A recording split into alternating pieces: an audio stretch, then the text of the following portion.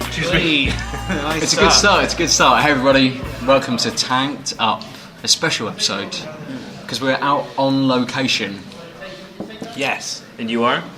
I am Yeah, Nova. who the fuck are you? Who are you? I'm Aadil Gurji. And who are you? I never introduced myself. You don't? I've never introduced myself. But do it now. Alright, I'm Alex Malpass. Like normal. So Alex, We what are location humans. are we at? So we're in the Beer Emporium in Bristol today, which is, I guess,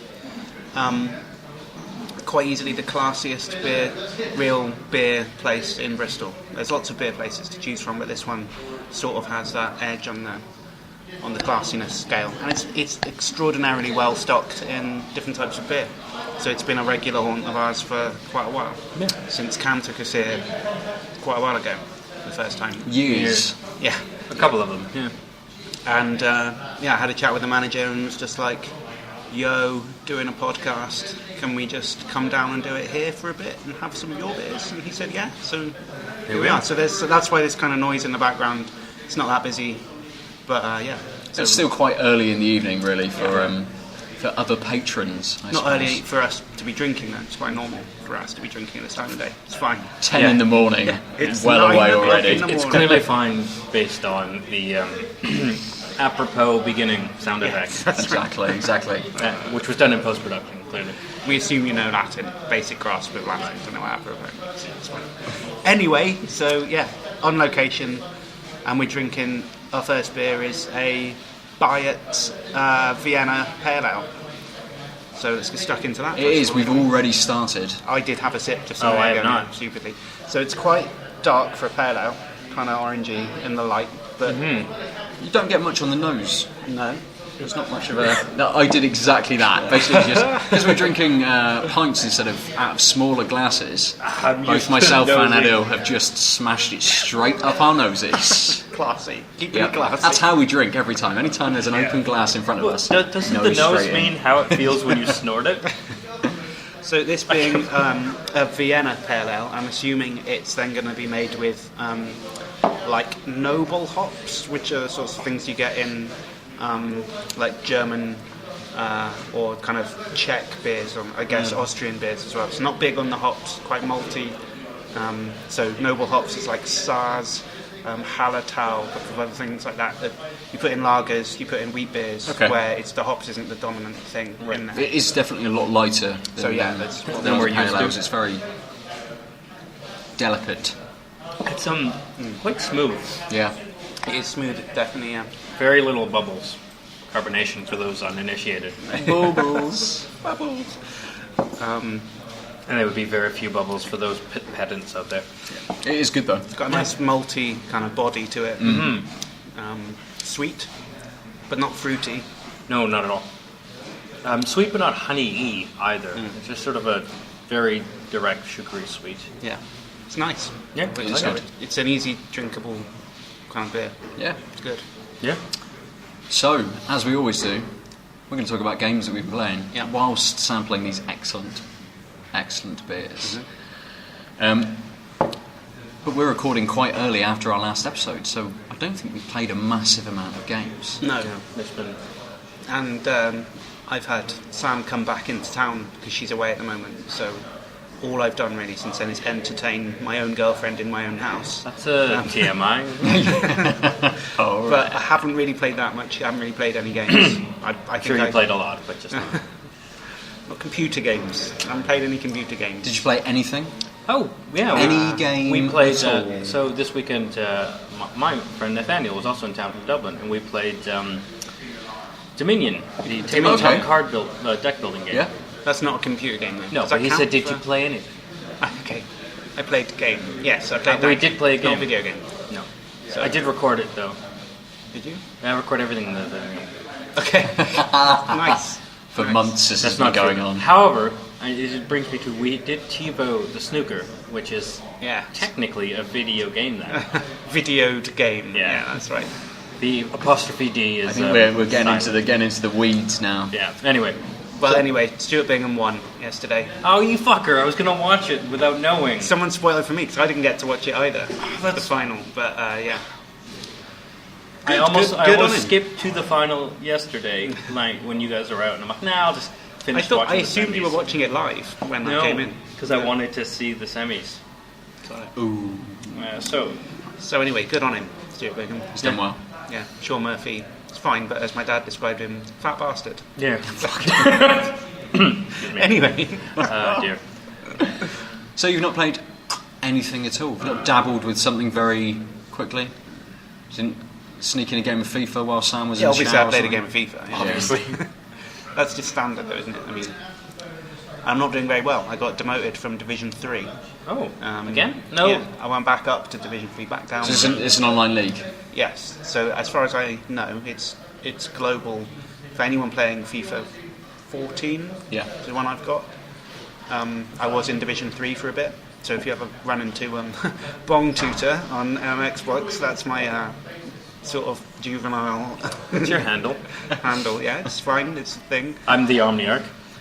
And you aren't on Xbox Live? No. Look at that. We found Ben's Alex's Twitter. Yeah. I did, when the first Halo game came out, I did venture onto Xbox as Supernova. Nice. Oh, clever. With various letters removed because someone already had that. So you were really Supernova. So it was SUPR Nova. Yeah. Excellent. So that was there for a little bit. Whether it still exists now, who knows? Thinking no, it probably doesn't. It's attached to an email address I probably don't even use anymore. Yeah, it's probably dormant, but I don't think they decommission. Like I don't think open the names anymore. I might send it a friend request just to see what happens. See what happens. Yeah. I get an email from something I've never had before. Actually, no, fuck that. I'm going to report it to Xbox for abusive racial slurs or whatever. You can pick the category when you report it. That is a good point. We've never really talked about our online personas. No. I'd be okay with viewers, listeners. That's the word. Listeners adding. And so, surprise, surprise, my handle on everything except Twitch is the Omniarch. And your PlayStation handle is also Nova? Yeah, my PlayStation handle is Nova_47, as is my Twitter handle. My Steam is Nova_47, who stole my name. To realise that I'd stolen my name on an email address that I no longer use. Did you figure that out recently? Last time that we story talked was about different last time we saw it. Yeah. That's funny. Some fucker stole my fucking name. Oh, that was me. And Bong Tutor is still not on Twitter. No, I don't intend to resurrect Bong Tutor as a handle on any platform. Yeah, Can you change your Xbox? I don't know, maybe. It sort of fits with the Xbox culture, though. It's a bunch of fucking idiots. Just tooting bongs, playing Xbox. And my clan tag is a Zoot, but I spell it with a capital Z, lowercase O, then a 0, and then capital T, because that's how the kids spell it. They were up and down with their cases. They fuck about with their... I know that. I know all about kids and what they do. That's the sort of thing they do. That's a fucking touchy comment. No, it isn't. Why is that a touchy comment? You know all about kids. Yeah, just because I think he was just laughing at you knowing about kids. So, just leave that hanging out there. So, Alex, you played FIFA. I played FIFA. So, before this nonsense, you were saying that it's basically it seems like there's a global ranking system of some indeterminate point. Oh yeah. So essentially, seasons is you just play randomly matches you with someone in the same league as you, and then you play something like 15 games, and there's a 3 points for a win, 1 point for a draw, no points for a loss, and then you get promoted if you get something like over 19 points and demoted if you get under 10 or something like that. So you're sort of in a league of your own. Yeah, that's right though. It's actually quite a good system because it allows the instant connecting up with randoms, but it also gives you something to play for and a sense of like progressing upwards. And yeah, I've always thought that sort of like a league system in something like this, or some kind of tournament system in a game like this is very logistically difficult Do you have like time limits on when you have to have played these games by? No, because it doesn't matter. Yeah, it says you play 15 games against anyone who, at the time when you're playing them, is in the league that you're in. Yeah. So it's not like on the 1st of April you have to all be in the same league, and then it says everyone in that league has to play each other. Yep. That would be rigid and difficult to organise. This is completely fluid. Okay. Yeah. You could I could not play for 6 months, log in, and there's no one who's the same player in the same league as me, but I can still play in that league.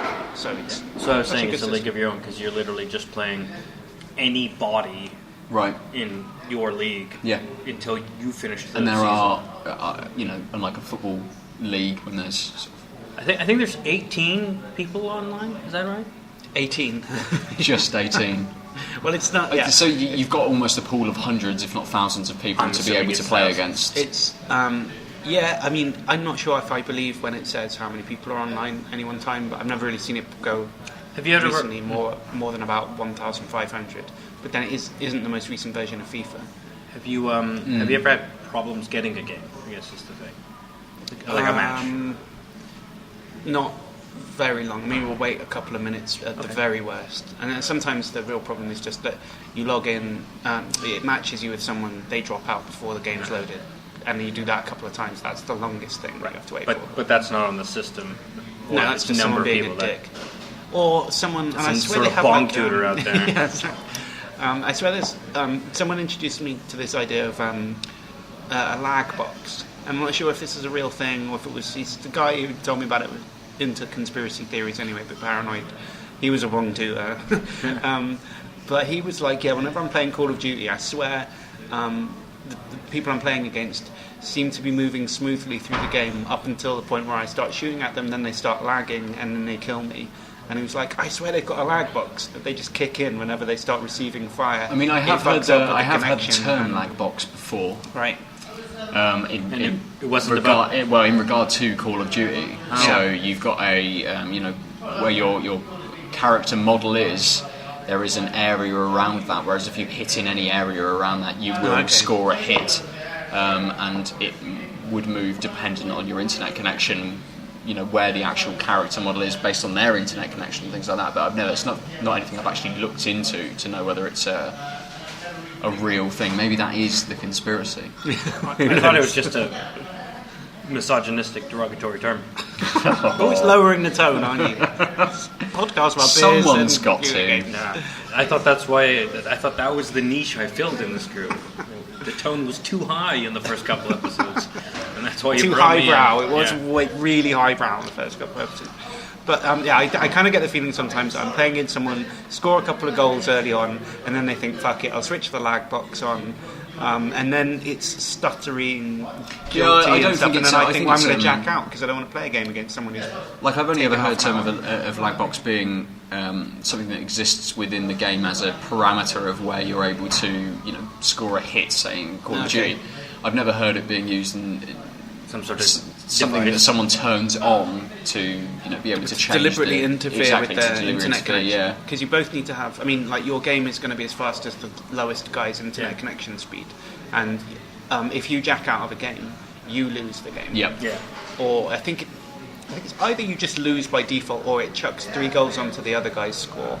I can't remember if it's this version of FIFA or a previous one where it used to do that, but essentially if I'm winning by 1 or 2 goals, someone could just think, well, I'll fuck up with the internet connection and just keep playing until he jacks out, get the result and whatever. So you've got to be a right dick to do that. But it's Xbox Live, so that seems like it's the probability. It's not the biggest dick move that someone might make on Xbox Live. I used to play a lot of Street Fighter 4 on my PlayStation 3. Oh, so and people just used to, if you're winning, people just used to quit out of games of that all the fucking time.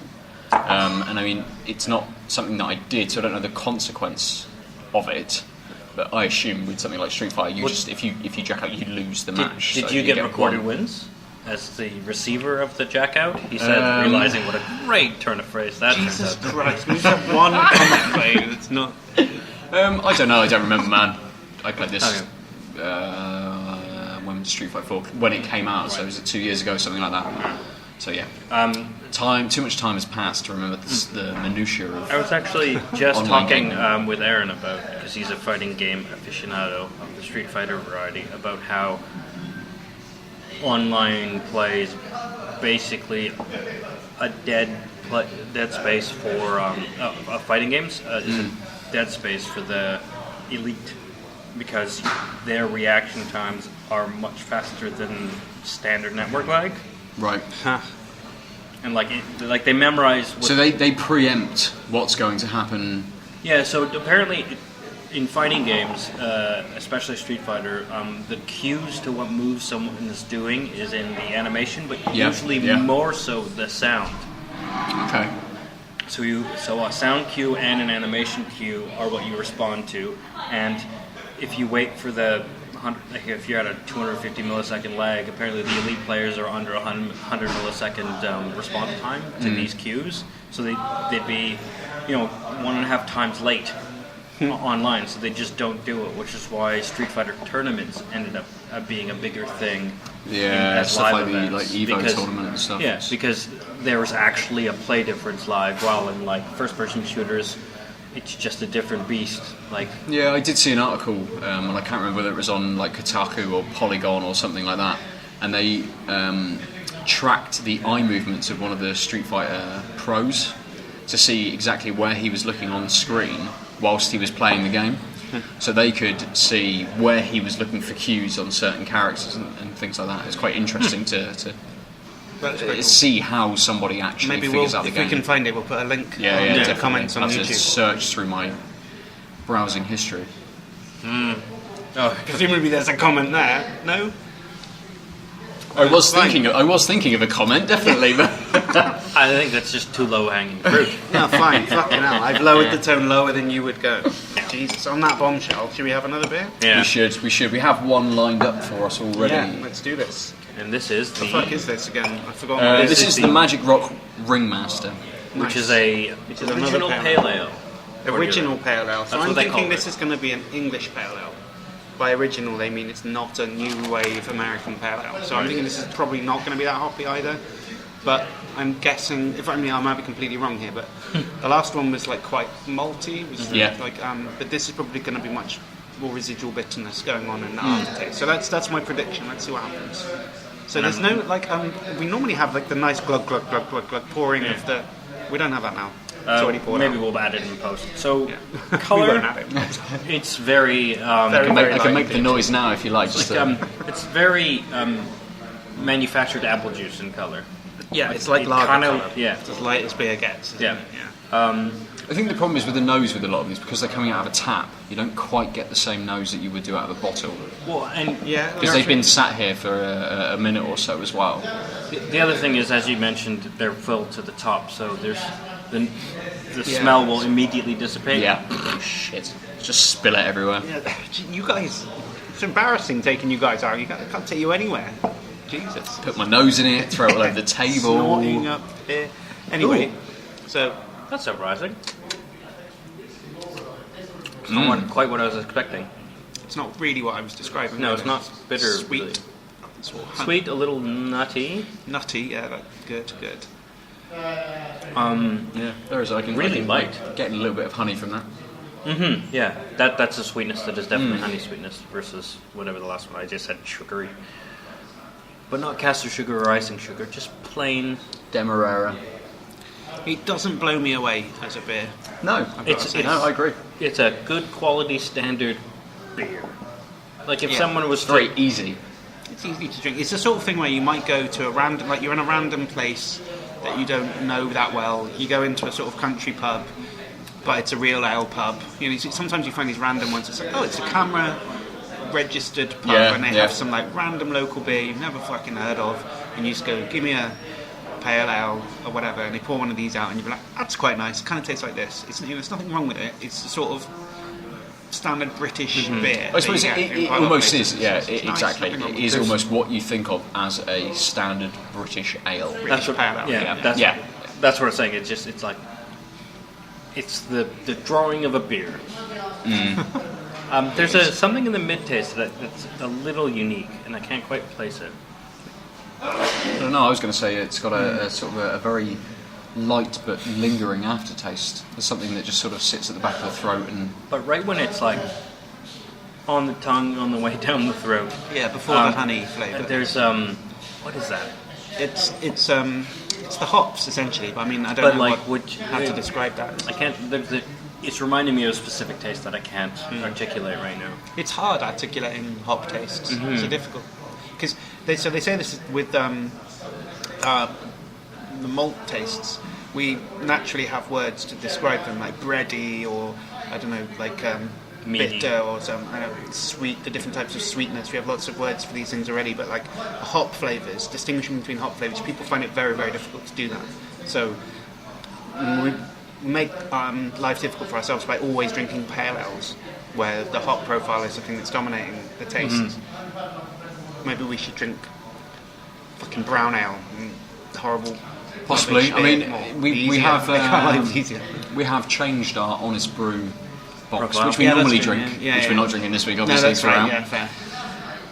We have changed our Honest Brew settings, the categories that we pick. Just made them wide open, no filters on it now. So we will start to get a few more, Well, it's or a Stout wider Week next variety. It is Stout Week next week. Who didn't check their calendar? So You do have that to you look can forward to. Stout Week. So Aadil's going to be back in Canada for the foreseeable Canadian. But there's lots of stouts over there.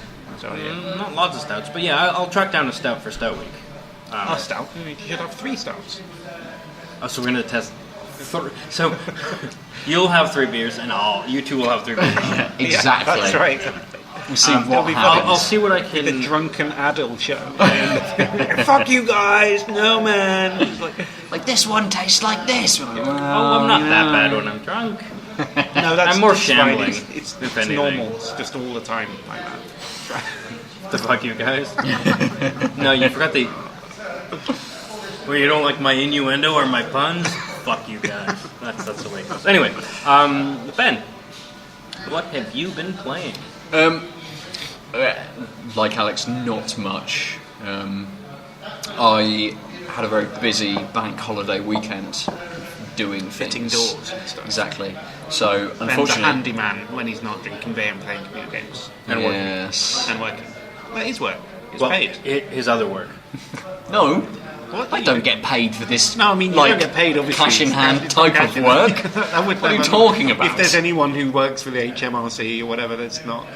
We're big in HMRC circles. Yeah. That's, Is that the what right is- acronym anyway? Her Majesty's Revenue and H- Customs? yeah. Revenue and That's for Customs. imports and exports. That's not what I mean. But The tax office. but HMRC is who you go to for taxes. So we've got the CRA, the Canadian Revenue Agency. That's a lot easier. Yeah. No royalty involved. No. No one taking a Canadian. cut of your monies. Presumably the Queen is in charge of that in some theoretical level. though. Well, yeah, because it's a government branch and she's in charge of the government. Yeah. The IRS, do we remember what it's Internal Revenue System? Internal? It's internal. International. No, because the IRS is the yeah, it's Canadian. IRS. Canadian. Anyway. The American one. I'm Randomly. thinking of that episode of Red This has Dwarf been- where he gets pulled up by the intergalactic revenue Oh, right, yeah, people or yeah. whatever. Anyway. So, Which is a side anyway. note, just before, they are making a new series of Red Dwarf, so I hear. Yeah, but Red another Dwarf's been one? shit for years. I was going to say, the Craig Charles is so drug-addled these days. I mean, I like Craig Charles He just needs a to lot. stick to DJing. Yeah, stick to the... Yeah. If you're listening, Craig, love your show, it's great. And I have actually seen Craig Charles a lot of times, Yeah. but Red Dwarf's rubbish these days. I don't know if it's the writers or... Red Dwarf jumped the Astro Shark at, like, the series where they brought Red Dwarf, everyone back because of the nanobots. And so then they were jailed. At that point, Oh, yeah, it was yeah. like that was the Is end. that when Kachansky was Yeah, there? Yeah, that she was... came back a series before and it was all right, but it was like I don't know if they I can would really say, do this. in my mind, that was already rubbish by then. She should have been a bit part, like not really ever in the room, just like because the first like 3 or 4 series, there's like 3 or 4 different Kachanskys. And Oh yeah, and the whole point is that she's the unattainable, and then she's there being semi-attainable. You're Yeah, right. about Fuck Kachansky, or rather, don't fuck Kachansky. But you have to because of the foreshadowing of the twins. Well, that's in true. episode, Well, like, no, not 3. necessarily. It's Yeah. a fucking sci-fi. Anything could be. It could cook up some. Oh no, that's right. It wasn't worth the twins and his impregnation from female Lister from the opposite universe, and so he was pregnant and he had the wins. Yeah, that's true. right. Never mind. So we've gone from But let me just taxed up to dwarfed up, and we're going to return to tanked up in just one moment. I just want to say that the good thing about Red Dwarf, the reason why it didn't work when Kachansky was backing it, was that it's like essentially it's a program about like. I always thought it was a program that really is about boys at boarding school. Now, I never went to boarding school, but I would imagine if you're like sharing a bunk in maybe you're in the military or something as well, it's like men in close proximity with each other, and they're like banter and they're like having to work around each other's annoying habits and like weird ways and stuff. And it's weird, but it just rubbishes it when there's a woman involved, because then it changes the dynamic. It does change the dynamic. Yeah, it's it does, not now that sort of male camaraderie, close quarters. Yeah, no, I anymore. never thought of it that way. That's how I does always saw it. Scream boarding school. Now that you've said it, huh? Anyway, this is not the Red Dwarf podcast. Yeah, that's forthcoming on the Tanked Up Network. Yeah. But as of yet, we're still on beer and video games. We need about 4 more days to record all of these extra programs. So anyway, Ben, what have you been playing? I played some more Endless Legend. Because Still gripping? Yeah, I'm enjoying it still. They've just released an expansion called Guardians. Yeah, I saw that. What's that story? So I've, as I had a really busy weekend, I've not played a huge amount of it. I'm only 100 turns in, and at the of one game, and at the moment, all I've sort of seen that's different is a few different choices in the tech tree. You get or they're quests that you can do. So it's the first person to reach 2,000 influence will be able to then unlock this. So that player is then able to do that. The first person to build this, almost like they've introduced the idea of like wonders, something like civilization, so special milestones. buildings and things. So milestones, yeah. Or the first army to kill 3 heroes of other armies. So what happens when you reach these? You get some extra bonus. So you get extra bonuses, you get extra resources to be able to use, which give you other bonuses and things. But one of the end game, or so that'd be unique to you, because you're the first one. You have access to whatever. It's a so resource, a research topic, whatever. So some of them, yes, some of them are unique to you, but some of them are just hit the milestone. like world resources. So you can do something, and everybody then gets to benefit from it as well. Interesting. So that's suddenly I had a boost to something because someone else had done something, and I'm thinking, where has this come from? I've just expanded a couple of cities, taken a couple of regions over. My influence rating and stuff is down quite a lot. The people in my cities aren't very happy, and suddenly everyone's fucking glorious because someone else had done something or discovered something or pilfered a ruin. Online, so it's someone else playing online that's done something, or is it an AI that's done something? No. So playing multiplayer games. Right. So it's just one I of the, did not get that. Yeah. Oh, So okay. sorry. So it's just one of the other players who has reached this milestone before anybody else, and it's opened up a. Sorry, you were in the middle. So yeah, I mean, there's some nice tweaks and things. It's the same game, really. It adds a little bit to it. But how much? I cut you off again. No, that's right. But how much multiplayer interaction is there? Like, is it just another kingdom, a la Civilization? Yeah, exactly. And how many people per map? Or is it? You can choose. I was playing with 5 other people, so And- it's a 6-person game. And it's very much like RTSs. It's exactly the same vein as Civilization. Yeah. Right. Okay. Just making sure, because it almost sounded like it was a little more permanent, and that would be really interesting. But So the thing I haven't discovered yet is the namesake of the expansion, which is Guardians, which are a big unit that you unlock towards the end game, which is almost like an elemental being who is supposedly dormant in the planet. Like a Balrog.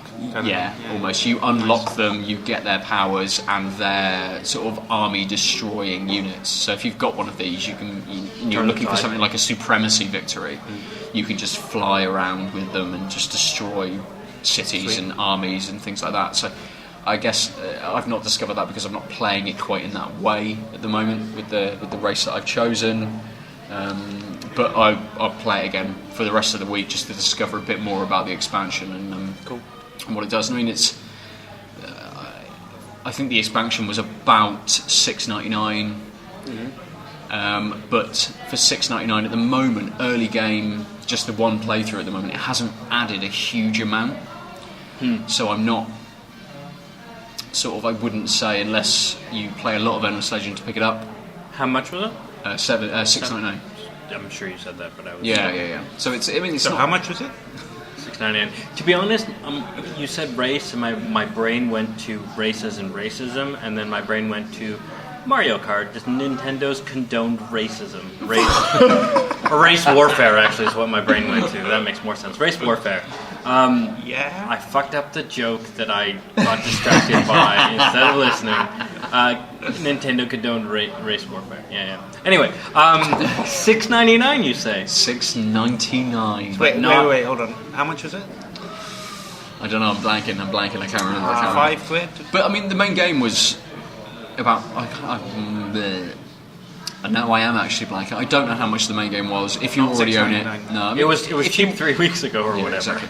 If you already own it, it's at the moment know how much it costs. It's an okay expansion so far. But without playing any end game stuff, I can't really say fair enough. how Stay tuned. worth it is. So yeah. I'll probably possibly in the comments box underneath. Or next week. Yeah. Or if next we week, remember. a slight Endless Legend update. So Endless update. the game ends. It does. So It does. we're suing them. Yeah. Sorry, Amplitude. Want all your money. Shall we move on to Aadil's games of the week, and shall I just go and get some beers whilst you begin outlining them? Because Sure. there'll be a lot, I'm imagining, compared to ours. No? No. Well, I'll go and get some beers anyway. Alright. So Alex is going to whip off, get some beers. I'm not sure what the next one is. Well, it's We'll find out in a moment when he returns with said beers. But yeah, Aadil, go for it. So one thing we didn't. One thing we didn't say was the topic of the week, which is politics and gaming. That's true, we didn't. And the reason I bring this up is because when I found out that topic, I booted up Democracy 3. Yep. Which is really simple yet complex fun game Yeah. about politics. For those of you aren't familiar with it, it's basically how to describe it. It is a game where you've just come into office. You pick your country. The default countries are France, Germany, US, UK, Australia, Canada, Japan. Can't remember if New Zealand's in there. It might be a little too small. Yeah, there's not a massive amount of countries. No, There's but only about sort of 8, I Yeah. think. Yeah. G8? Yeah. Actually, I don't know if anything in Russia's. No, I don't think there's. Oh, so they already figured out the G7. Anyway, and so you basically walk in. It has some pre-selected attributes of the population. For example, Canada term lengths are 4 years long, so your term will be 4 years long. Each turn, it's a turn-based politics game. Each turn is a quarter of a year. Yeah, 3 months. Yeah. And so you can tweak these things, but sort of part of the fun of the game is taking the country as it sort of is by spec. So, for example, Canada's fairly liberal in certain ways, so you don't have to worry about equality of homosexuals, etc. Like the right wing is much more is religion based, but much weaker than say if you played as the States. Okay. And so I've never tweaked with those things. I think half the fun is dealing with that. Where Canada's a social democracy, so you try and so you can approach it in different ways. I mean, so like essentially the game is that you have to become re-elected. Yeah, and it's a not quite a country running simulator because it's a policy running simulator. Yeah, so you have to put points in, and you can bring up new policy. You can change policy. You can change who is affected by certain policies. You can raise taxes. You can lower taxes. You can bring more money in. You can spend more money. So the basic screen is a whole bunch of circles that when you hover over them, they show the interconnectedness of the circles. For example, poverty is negatively. Poverty increases alcohol consumption.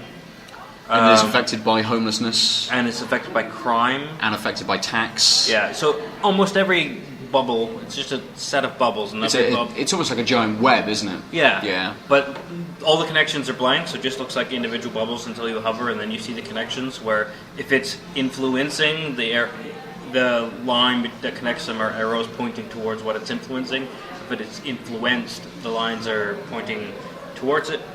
It looks really imposing, but it's actually quite simple. Yeah, man. I mean, the first time I booted the game up, I thought to myself, where do I start? What am I doing?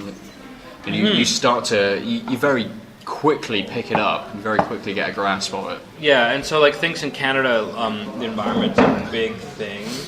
And... Thank you very much. Thank you very much. Thank you. Cheers. Ooh, hand-delivered beers. All the service. Before we get into this beer, we'll just wrap up. Yeah. So we're talking about Democracy 3. Oh, right, yeah, good. Yeah, which you actually know about I as do, well. yeah. So it, I think it was the first Steam game you got? No, that would be... Civilization. No, he has that... On this account, anyway, because I had an account ages Right. ago, but which we haven't said. Was it Alex Malpass who stole my name? Yes, it was actually Nova _. Anyway, so yeah, it seems complex, but you influence policy based on... so you have a certain amount of political capital you can spend every turn. Yep. And depending on how well you were doing, your capital per turn might increase or decrease. And certain, like things like raising the tobacco tax, basically things that are unpopular with the voters need more political capital, and also you need to address the needs of your ministers. Yeah. Otherwise, you will lose political capital. You also have a cabinet who like certain areas of policy and will change their stats based on what you're doing in those areas. Those stats then affect, as you said, the amount of points you have to spend per turn, almost. Yeah, and you can do samples of the population where it just generates 100 people of the population, and you can actually ask them, see what their feelings on certain things are, what their political leanings are. Like a focus group. Yeah, that is actually, I think, what they call it. Yeah. It's information overload, but it's fantastically laid out for the amount of information you have access to. It's not that terrible. You don't get lost navigating it, and you can kind of play the game on multiple levels. Like if you just look at the web and repercussions, you can ignore the focus groups and probably do okay, or you can drill deeper if you want. It has a nice way of locking away, or at least making the super detailed information easy to access but not in your face. Yeah. I mean, like, I've played this game quite a lot, and I'll probably talk about it a bit more when we get onto our discussion topic. But I turned the policies and things a very specific direction and went in a very socialist specific way. Yeah. Not socialist right. That'd be very odd. But yeah, very socialist. Very eradication of religion. Yeah. And played it in a very specific way, and did quite well. But I'll talk about that a bit more in a moment, I suppose. But it is a really in-depth, very enjoyable game, and you can get really into it. Should we just pause that for a second? Come back to the democracy discussion, but we do have some beer sitting here. We do. Haven't tasted. Sure. Which I've been smelling as I've been talking. All right, let's do that. So pause. Not you, us, on the discussion. Please continue playing the podcast. So this is the Flensburger Dunkel.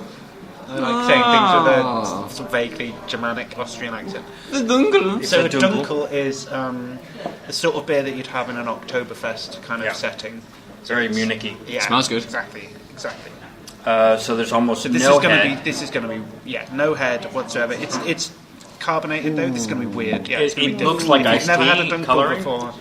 Have you? Let's just. Yes, have, I've had you, Dunkels. yeah. Okay, Ben. You I've have. not. I don't think I don't think I've had a Dunkel I've before. had. but, I've had Dunkel. the- Dunkel. I dunked my Dunkel before. Yeah. The taste is familiar.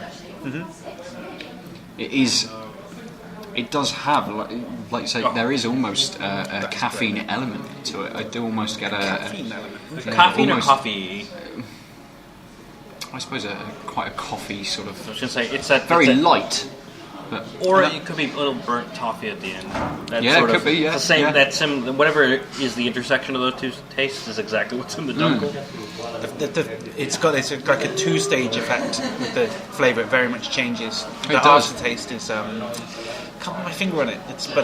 Maybe it's toffee. It's not quite. I agree. It's, I know. You were. We were drinking a beer last week. I can't remember which one it was, but you compared it. You said that you gave you a very Guinness sort of. Yeah, taste, because it whereas- had the that was the sour. Was that the sour? But that's almost what I get from this. Oh no, I'm not getting. Oh, I that. don't get that. You not? No, that's not what I was meaning. If you're getting it from this, so this doesn't have any.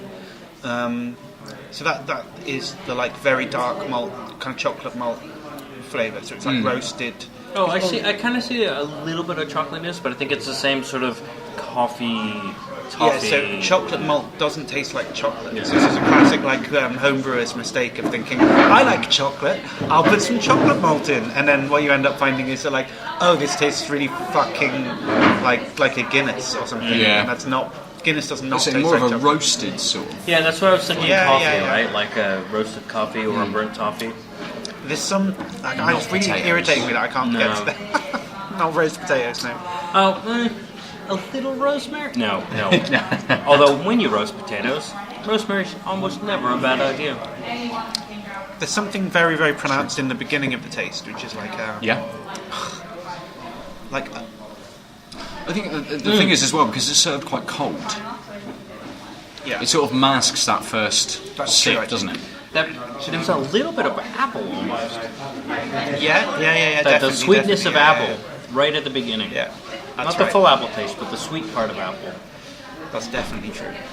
I mean, not that I would ever venture to tell the Beer Emporium how to serve their beer, but I would imagine that this would improve being slightly closer to room temperature. I'm not 100% certain about Yeah, that. I do. Yeah, I This mean, is this what for me, this is a little bit cool. Yeah.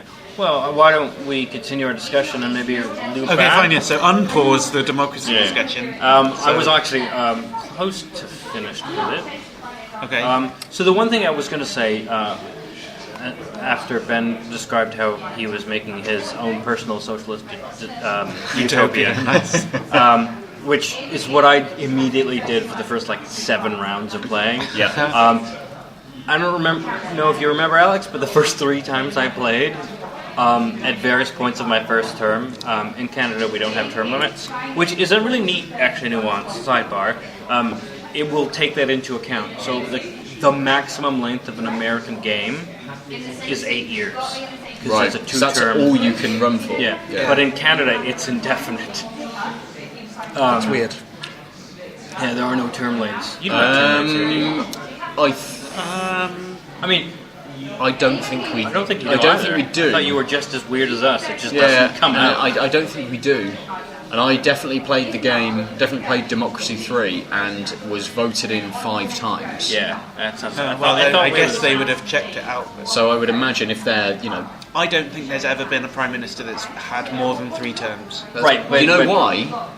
Because they're all the C word. Exactly. Yeah, Cabbages. Cabbages. We started censoring ourselves when. Crossroads. Courgettes. Ciabattas. Wait, they're all not conservative. They're all listening. They're going to fuck us up. The same as Blizzard. Alright, We're not on that yet. Yeah. Presumably that is going to be the discussion point. We'll is get to gonna that be in a moment. Actual So- politics. So what I was going to end the Democracy chat was, I actually got the first 3 times I played the game, I pursued my own personal liberal socialist agenda, and I was assassinated by right-wing groups in Canada 3 times in a row. Nice. The Christians, those damn Yeah, Christians. it's the Christians. And the funny thing is, Always assassinating people. Yeah. I'm not even a militant atheist. Like, I wasn't trying to crush them. It's just that You did. I did in virtue of my policies in general, and they got mad. I mean, like you can get so into it that you can say that something like abortion is either not allowed. You know, there's a scale of what you can do, and you can either say it's not allowed, it's this, it's this, it's this, it's this, everything in between, or it's completely allowed, it's completely your choice, you can do what you want. And as soon as you hit it up to that end, the religious people just go, whoa, and they have no idea what's happening, they don't know what's going on, and they will instantly hate you. So one of the nice things at the beginning of your term, you get a report, or your term, the next turn. Every turn after the first one, you get a report which includes like your intelligence briefing, and if you don't put money into your intelligence service, it's all very vague and inaccurate. And I didn't think I'd put money into these things, but my second time around, when the Christians started being violent, I was like, maybe I'll put some of the budget towards not me dying, and it turns out it didn't matter. I still died. I mean, it's a really nice simulator to pick up and actually try and run a country how you think it should be run, and to what see it means. exactly and what it means. But just to see how well what you think in one area works with, because everything is so interconnected. Yeah. It's great to think, I don't think that there should be a tax on something. And actually you go, well, if there's not a tax on that, then I'm not making this much money every year, which means I can't then fund the programs that I want to bring in, which means that I need to start doing things like this. And it's really good, and it makes you it doesn't make you rethink things like politics. It does make you appreciate what goes into balancing budgets. So let's if you don't mind, move it into the... Yeah, man, we can roll straight. I will just say this last thing about the game rather than politics in general. After those 3 times where I was assassinated, I decided to just see how perverse I could be. So I had a couple rounds of trying to make Canadians... Sorry, can I just... And there's no comment about that sentence at all. Anyway, so moving on. I don't have to say anything. The listeners You did say something. will make their minds. But I'm not making a crude pun about how perverse you can be. So everyone can imagine. Seeding it into the imagination. Right. So I started trying to sort of... I was like, well, Canada's basically a social democracy. What if I made it a right-wing crazy house? And I just abandoned my own personal thoughts and just tried to see how easy it would be to change the course of a country based on the initial assumptions. And that makes a very tough game. And I can't even make the game in my own view work. But it's really tough. You lose, like, Canada's not very right-wing, so when you start doing large right-wing policies, you lose a lot of political capital really quickly. And so I think that's a very interesting... I mean, it's all based... The research done in this game is pretty accurate, at least to some extent. So the initial assumptions actually make certain approaches difficult, and even if you aren't super political in the real world, figuring out what those are and seeing how far you can push them is a really fun sort of meta game. Yeah. Or a way to approach the game. It's interesting to see how well the game's systems hold up against a government which completely changes its skew and goes in the complete opposite direction. Yeah. It turns out it's really difficult, much in real life. Anyway, so that's my last thing to say about that game specifically. Just before we move on from that game. Oh, yeah. Yeah, you've been playing another game. It's on Steam. It's on Steam. Oh, it is just because we didn't say where it was. Go and get it on Steam. Exactly. It cost about 10 quid. Mate, Not even. It's always in sales. I bought it, it was about 20 quid. I picked it up, and about a month, 6 weeks later, it was on sale for about £8. I'm thinking, you motherfuckers. I think it's even less. Like standardly, I think it's probably around £8. Yeah. I remember me showing it to you, and you were like, "Really, it's that much? I'll just buy it." Yeah, it has been out for a little while as well now. It's been out for a couple of years. It's a good game. I really like it. Get into it. It's also, I mean, if you want to get super in depth, you want to do a full session. But once you get used to the game, it's really nice to sort of just revisit in a way that politicians don't get to. Like, it's been 6 months. Let me revisit that country. Yeah, jump back in. And... It would eat up a weekend easily if you got into it, definitely. Yeah. and more. I mean, it would. I think I played it for maybe 2 weeks. Yeah. And kept coming back to the same game. I'm impressed you got 5 turns. I stayed with the same game for. Is there an end game? I mean, like, so not end game, but is there like a completion screen? I never got a completion screen. I think I literally survive as long as you can. Yeah, I came into. So it's like power. zombies meets politics. Yeah. Well, I got an achievement for winning a term by a massive percentage or something like that, and just thought, I'm done with this session? Run through this session. Maybe I'll try something different and go in a completely different skew and try and play it in a different way, not with my politics or something slightly different. But I've not revisited it. Yeah. So I'm going to try the UK to see if my politics are just sufficiently different from your politics. Well, my politics seem to run the UK sufficiently. Because my politics did not run Canada.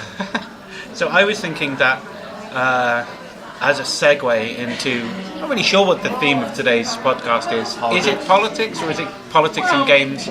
However, it's something to do with politics because there's a general election. There is a general election in a couple of days. And for our Canadian listeners, my home province of Alberta is currently on the provincial election, where the polls indicate that the incumbent Progressive Conservative Party, who's been ruling for 43 years straight, and smokes crack, and has. So that was. Is this the crack smoking guy? No, the crack smoking guy Toronto, is Toronto mayor. But I just assume that all Canadian politicians crazy now crack smoking Canadians slinging crack in the neighbourhood or whatever. So anyway, in Canada we have the Conservatives, which are right of centre, the Liberals, who are left of centre, the NDP, who are more left of centre. And it looks like, if the polls are correct, today the NDP will get a majority in the only province which is consistently conservative for almost 50 years. So that's a big step. Oh yeah, that's how bad the Conservatives have screwed the pooch. Also, oil prices, because Alberta is Canada's source of oil, basically, and they just, for 40 years, assumed that we'd get revenues forever, and then the oil prices tanked, and they saved nothing. They literally saved nothing. They had more savings in 1985 than they do today in the Heritage Fund, which is oil revenue that we're supposed to put away for when it no longer is around, because it's non-renewable. Anyway, that's my point. Anyway, so we have 2 major elections in my life, but 1 major election in the UK. Yes. And it's proper major, it's national, which is an actual general election. Yeah. A thing that happens only every 5 years. Yeah, fine. Yeah, I do like how the current government came in and went, 4 years, fuck that, we need an extra year. They also made a bunch of changes to how a general election can be called and under what circumstances you can take down a government, which not that many people are publicising about at the moment. Actually, I've been reading some blogs, one which I may link, I don't know if it matters, but because it'll all be over soon and it won't matter anymore, but we'll all have to leave. Yeah, I'm going to fucking Scotland, mate. If it that's right. Me and Kim were talking about that. Apparently, it's something like they changed the rules under which you can dissolve a government, a minority government. So you have to do something like both pass. I'm going to get this wrong now, so nobody quote me on this, but it's something like to have a vote of no confidence. It's not about the Queen's speech anymore, although that seems to be what everybody in the news is talking about, whether or not Ed Miliband could get a Queen's speech ratified. That's actually nothing. Because they changed the term of the fixed term government. They also made a bunch of other changes, and the Queen's speech is irrelevant. It doesn't matter. It's got nothing to do with it, apparently. And it's like you have to get a majority of the House of Commons to support the vote of no confidence in the government at all or whatever. And the guy I was reading about was saying, well, it's very unlikely that if the Tories lose a general election and then presumably David Cameron stands down and let's say Boris Johnson or Theresa May takes over, that they would then be feeling confident enough to want to run a general election, 3-6 months later, straight away. That would even happen. That they'd rather just it play out, at least for a bit, to see what happens, and presumably, probably for the rest of the term, be shadow government. So that this whole idea of like the illegitimacy of Ed Miliband if they get in there or whatever. It's like they're not really looking at the detail. They changed the detail of how to bring down a government, and it's actually a lot easier to be a minority government now than it was before they took over. Yeah, because they wanted to make it easier on themselves. Yeah, they fucked themselves, essentially. That's the classic move they've been doing, which is making changes because they think that it'll, like, short-term changes for their own gain, and now they're just going to get screwed by it. And let me just say one word about the Dunkel before it's all done. Oh, yeah. It was almost Let done. me just say one word: raisins. Yes. Oh, It is. Yeah. Raisins. Weirdly, but really, it's also I appreciate it more now that it's warmed up a little as well. yeah, it's good. I like it. I don't think I'd want to drink it all night. No, well, that seems to be the case for good solid German beers. It's almost They're not session beers. to me. It almost feels like a port.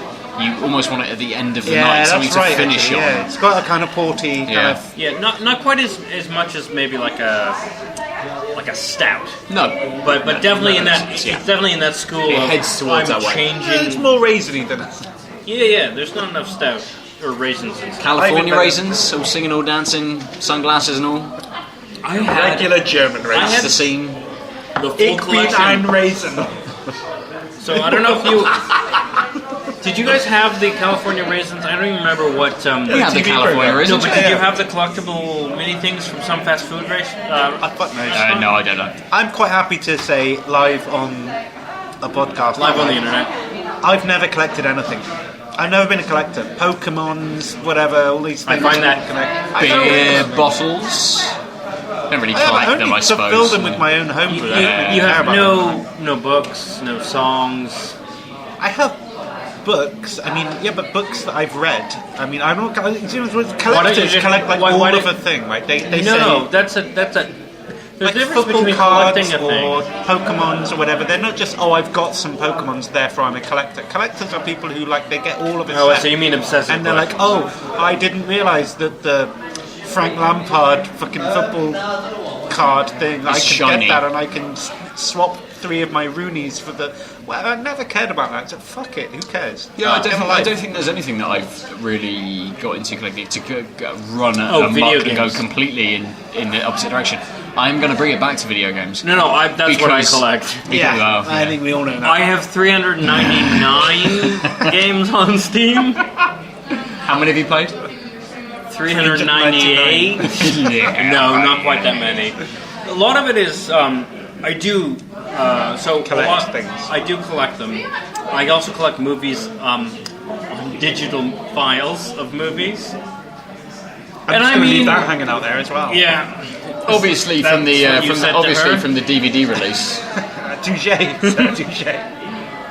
Yeah, I collect backups of the DVDs and Yep. Blu-rays Yep. that I own. I've stopped doing that actually because my Drobo, which Your is my hard drive full. it crashed. An array of 3 2 terabyte and 1 4 terabyte drives, almost full, crashed. So, to bring it back to the collector idea, Yeah, which has nothing to do with Which has nothing to do with politics, politics. but anyway, yeah. I've been thinking a lot about Amiibo at the moment. We don't really touch on Nintendo at all. A what? Amiibos. What?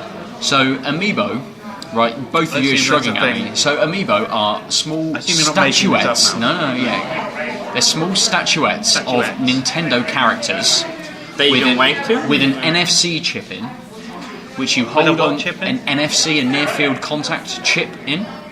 Right. And you hold it onto your. Basically, it's like a data collection chip. So it's like those So Sky. if you play a game something like Smash Brothers, yes. So things like Skylanders, It's a memory card. Marvel But it's 2.0 like a memory card, or exactly. whatever, Disney Yeah, Infinity 2. yeah. So you hold it to your Nintendo Wii controller, and it will load up your stats of your character right. and how you've done it. So let me get this straight. However, I've started to really like some of the models that they're bringing out. Like aesthetically? Aesthetically, Some of the ladies. All right. Ganondorf specifically. Ganondorf. Really? Ganondorf was the bad guy from Zelda. The Who Ganondorf. doesn't know that? Well, some people might not.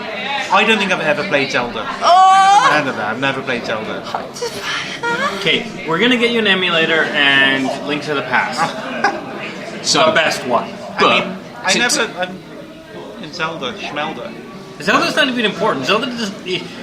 It's Link and his boomerangs and bombs. It's like we were playing Hook we shots. were both playing the name game. I mean, maybe all of us were playing the name game the other day. And it was like someone in Harry Potter came up and But Zelda and Harry Potter are different things. No, but it's a similar thing. No, because it's no. like everyone assumes like when you're playing the name game, you have to like put names. The name game is a game where you play where people, you have to guess the names by describing who they are, whatever. Anyway, it's this kind of like dinner party game thing that you play, and the basic thing is that the only rule about which names you can pick is that you assume everyone else in the room knows who they are. Yep. I don't know anything about Harry Potter. I know that someone in there is called Harry Potter. That's it. I've never seen any of the films. I don't know any of the books. Alan Rickman, None of it. he's in it. I know who Alan Rickman is. But- I genuinely didn't know he was in it until you've just said it right there. Yeah. And this was like, I had to guess who it Robbie was. Coltrane? And Sam I had already think passed. I've seen Robbie his Coltrane face. Is Robbie I hear what Coltrane? you're saying. Really? Robbie Coltrane. Is he not dead? No. I'm sure Who am I he's thinking of? He's some kind of half giant You being. thinking about the jazz musician? John Coltrane. John Coltrane, yeah. I'm glad that I was thinking of John Coltrane. That's better. It's much better. Right, we have gone fucking massively off topic. Yeah, we've gone off piece. Let's wait, drink what were we some talking beer. about? Yeah, what is this beer in front This of is what is this beer? Let me This beer that neither of you have drank, and I'm already about a third in. Yeah. Because we hadn't talked about it, and I was trying to be appropriate. Oh yeah, this is the one that no one really knows how to pronounce. Oh, it's the Hymir. Not Hyman. Hymir. I think it's I Urban said not Hyman. Urban Huntsman Brewing Company. And Ben will Hymir. Yeah, Hymir, right? Yeah. Yes. Like what people in the International Space Station said when they saw the decrepit one. Everyone gets that reference. If you're wondering, that's the sound of a tumbleweed going past and nobody laughing. I laughed. No, even you didn't. I see those spikes on the podcast No. recording. Nobody It's me. So this is. So what It's are we good. thinking? No, I It's really not like Hymir. this. Ben's already halfway through his, and he likes it. Oh, so what is that nose? That's Lemony? Not quite. I'm not getting anything from that nose. You don't get much. It's almost like the dentist. Oh, it's this beer. Now I remember. Yeah, right. I had a little sip of this at the bar earlier. And You think of the decided that we should dentist. have this. Yeah. And then you get a whole lot So more. this is like a Frankenstein of like there's some sour like at the end. There's a bit of sour, but it's like a wheat beer. So I think he said it was 100% bread yeast or something. Yeah, that made wow. this What he said. beer. So it's got It like is it's sweet. weird. Yeah, it's got a kind of clovey. Yeah. Beginning to it. Yeah. It Yep. lingers with a sourness and it leaves you with I don't know what maybe it's banana right Oh. at the end. Yeah, possibly. Yeah, it's I don't know. Not real banana, but like a touch of artificial banana. Yeah, okay, so this is interesting actually. Banana flavoured bubblegum uses esters, which are the byproduct of the yeast that makes wheat beer. Oh, And it's the first artificial flavouring that was like in the industrial world. They made banana flavoured bubblegum. It was like the first artificially flavoured food, apparently. So I read this I read it in a book, so it must be true. I didn't just get it off the internet. yeah, not the internet. I just thought it. Yeah, but it's certainly the first bubblegum flavour that was mass-produced, like industrially so. And they used the esters that was from wheat beer. Oh, right. From the yeast that makes wheat beer. So I'm getting a lot of, as you said, I'm getting a lot of clove. Yeah. But because Doesn't last long. it doesn't last long. But because I've just had my, the reason we had a couple of weeks off is because one of my teeth decided it no longer wanted to be in my face, and to stop the pain that I was getting whilst the tooth was still in my face, I was using a lot of clove oil. Oh, yeah, because that's slightly numbing. It is slightly numbing. It's a natural numbant. It helps. It helps for about Numpty. It helps for about a day, Oh, and then the rest of the week it doesn't help in any way whatsoever. You got acclimatized to it that quick? No, So, yeah, I'm getting a lot of clothes. If only Bongtutor was a real person, he would have been able to help you out with the... He is a real person. He's sitting right there. It's an avatar of someone who's a real person. Yeah, the avatar is a real person. He has control of all 4 elements. And just like Ben never does anything for cash in hand, I have no association with Bongtutor. Don't know who Ben is, don't know what you're talking about. No, nothing I do. Ben's the guy who doesn't do anything cash in hand. You do know who that is. That's you. It's the other guy you don't know who he is. The fully above board. The other guy, that guy, yeah. So, there is no guy. I like this beer. Yeah, it's a good beer. It's good. I like it. Let's cut back to politics. Let's cut back to our topic that we're meant to be talking about. What is the topic? Is it politics in games or as in the actual general election? Which is it? I think we should probably, as we're a beer and gaming podcast, we should probably talk about podcasting. Podcasting. We should talk about politics. We should podcast something about politics. About politics. I think we should talk about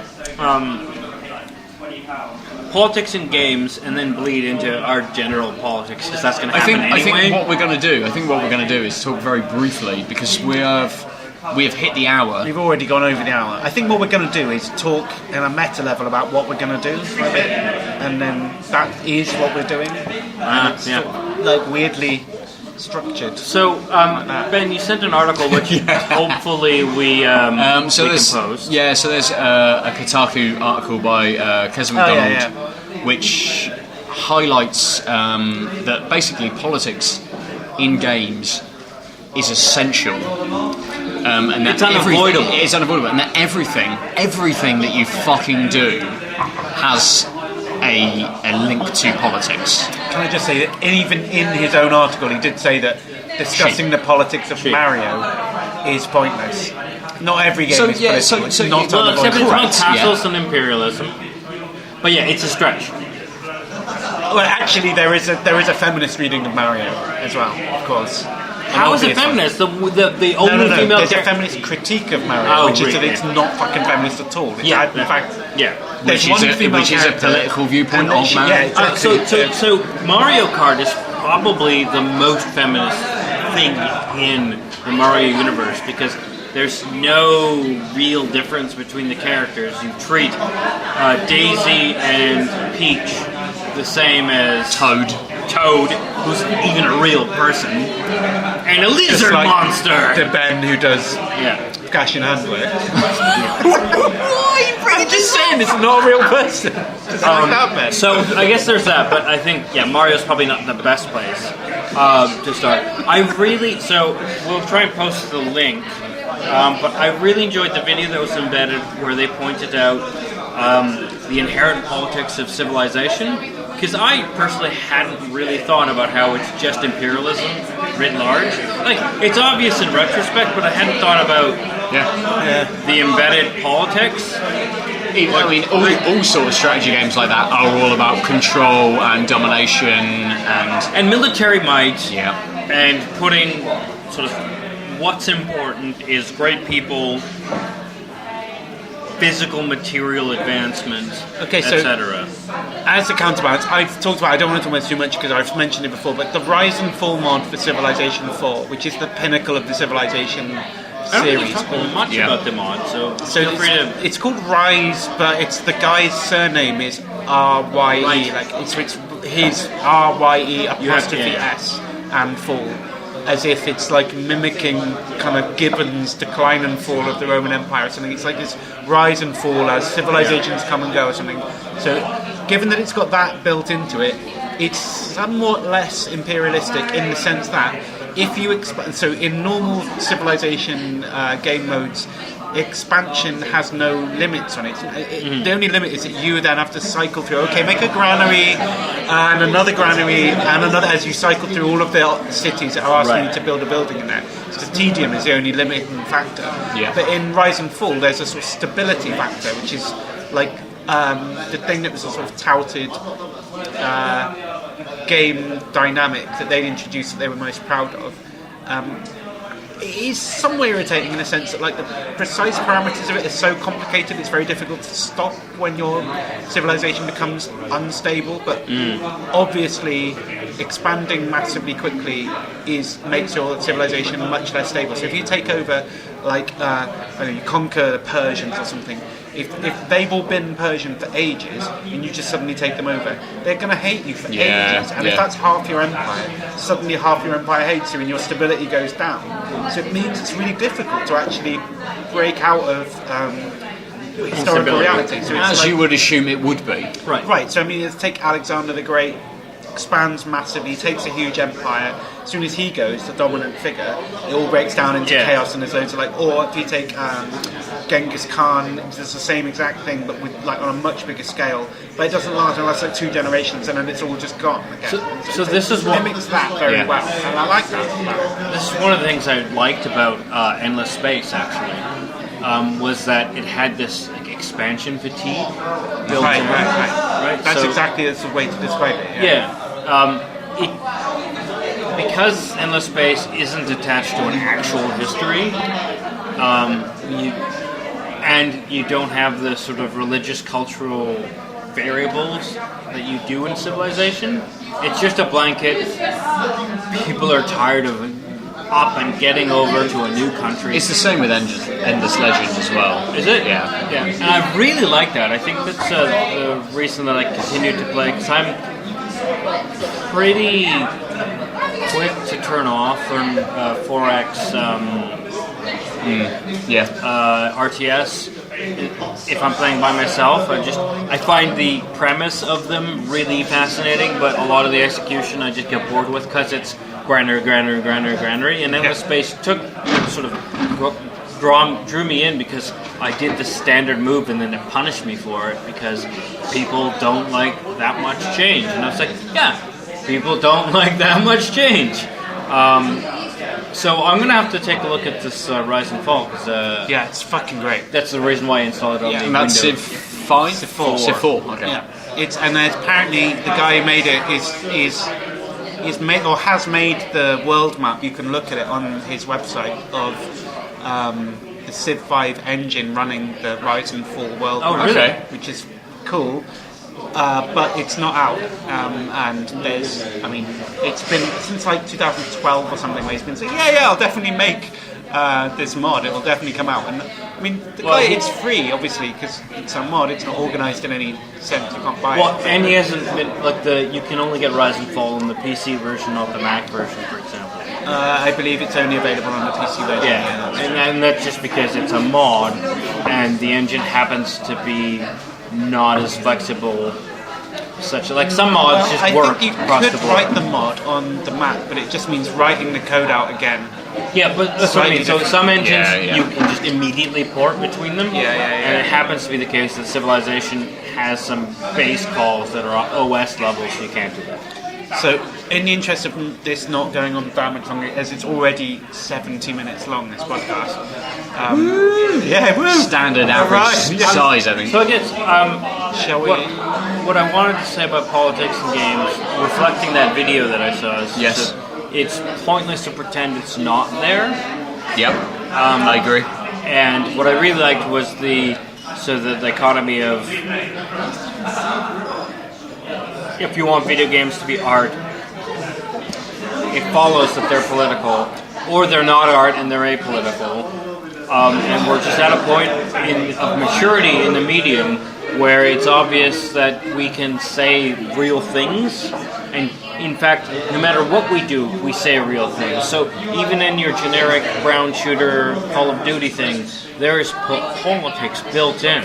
And to pretend that there isn't is... I think I would finish the topic by just saying, think of any game that you own, and think of how politics doesn't affect it.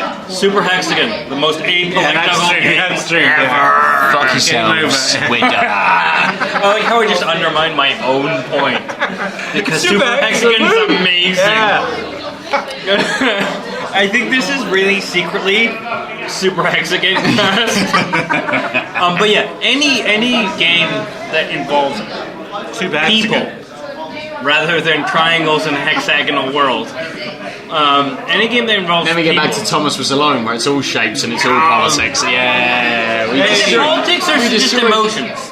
I would argue there's not a lot of It depends whether you're allowed to either way express those emotions. So vote on the beers that we like the most. Oh shit. I really like this one that we have right now. Yeah, I like this one. I was going to say I like this one. I think it's between this and the Dunkel. I can't remember, what was this one called? The Hymir. Hymir. Not right? Hyman. Hymir. The hi-hat. The high... Hymir. It It's a is Hymir. Hymir. So this is Like actually Urban Huntsman. Urban Huntsman Hymir. and this is actually recommended by the bartender. They were all recommended by the bartender. But Yeah, he particularly seemed pretty keen on Yeah, it. yeah, I think yeah. he was completely right. So the So Hymir, maybe the Hymir, I think, is probably But it's the, like if you want an interesting, if you want a weird, not weird in the sense that like you sometimes get these weird bits, think but it's very, very unique. I would say unique is the word I'd go Yeah, for. I wouldn't pigeonhole it at all. It isn't one of those unique beers where you're like, well, that's an odd experience. Like, it's not like a very strong espresso stout where you're like, So, this was a beer experience I had. It's just super interesting. This is a beer that's drinkable. It's a good and beer. It's a very It good also beer. happens to be We unique. haven't had a bad beer tonight. I mean, the first one we had the Vienna, that was kind of sweet, kind of malty, and it was nice. And we all said, yeah, I could drink this all night. It's a good kind of session-y kind of beer. And then we had the we had Ringmaster. The Ringmaster, I think, was Frisch our biggest Pale Ale. disappointment in that it was like the platonic British Pale Ale, which is not a bad thing. It was exactly what it was. Yeah. Yeah, well, there's nothing wrong with that. Yeah, It's yeah. a nice beer. We all enjoyed it. The Then Dunkel the was Dunkel nice. was interesting because Dunkels themselves are so different from the standard types of beer that we have. Yeah. You don't get raisin in American Pale Ale. No. I mean, it's just off the And it charts. was raisin. After you It brought that up. definitely was raisin. You win. I will award you 7 tanked up points. Thank you. I think it's 7-0 at the moment. Yeah, well, that, Yeah, I believe this is the first awarding. So, yeah. I'm winning. All right. So yeah, on that bombshell, I think there's no better way to close tonight than say Exactly. And Go vote. yeah, go vote and don't vote for the Conservatives because they're a bunch of cunts. They are cunts, fuck 'em. Vote for So- who you believe in, but if you believe in a bunch of lying bastards, what's wrong with you? Yeah, Exactly. absolutely. So we Alright. have been tanked up. We have been In the Beer recording Emporium. from the Beer Emporium in Yeah, in Bristol, Bristol. which is a place that you should definitely come Yeah, down if you to. like beer. Hey Alex, how do people get a hold of us if they want to? Also, it's gotten excessively louder as the podcast Yeah, has gone on. I'm in need of a wee, and I Oh, don't I've been have in a, need for a wee for like 2 But I years. don't have a Twitter. So just tell the I'm just gonna go, and you can do that. So we'll finish. We have Alex is going for a wee. So you can get us at tanktap_cast. You can get me at Nova_47, and Aadil is. At the Omniarch, that's TheOmniarch. Surprisingly, no underscore. It's also my handle on pretty much all the gaming All things. the gaming things. If you want to email us, which you can do, it's tankedup.cast@gmail.com. Oh, and we have a Facebook page. Oh, we do. Yeah, I made a Facebook page. Just search Tanked Up on Facebook, and if you don't get us, then learn to Facebook. You know, if you search Tanked Up on YouTube, you get a series of videos about aquatic I have noticed. fish. Oh yeah. And If you don't say cast, we don't show up. Nope. So do that. Yeah. So tankedup_cast/tankedupcast. Oh, is our YouTube handle underscore as well?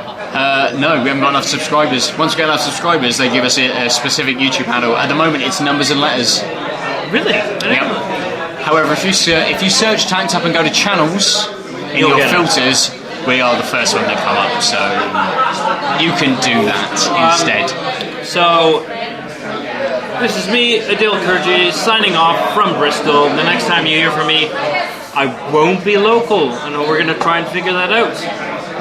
Yep. We will do that in some way. And if we don't, it's been a slice.